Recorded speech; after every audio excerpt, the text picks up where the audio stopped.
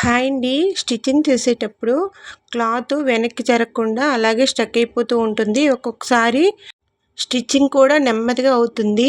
దీని గురించి మనకి పాదం దగ్గర ఒక ప్లేట్ అనేది ఉంటుందండి. ఆ ప్లేట్‌ని స్క్రూ డ్రైవర్‌తో ఇలా అయితే ఓపెన్ చేసుకోవాలి. ఇలా ఇక్కడ కనిపిస్తున్న ప్లేట్ అయితే స్క్రూ డ్రైవర్‌తో సహాయంతో ఇదైతే ఓపెన్ చేసుకోవాలండి. తరువాత ఒక స్క్రూ డ్రైవర్ అయినా పెద్ద సూదినైనా ఒక దాన్ని తీసుకొని నీట్‌గా ఇలాగా క్లీన్ చేసుకోవాలి. లోన అయితే చూడండి ఇలా అయితే డస్ట్ ఉంటుంది.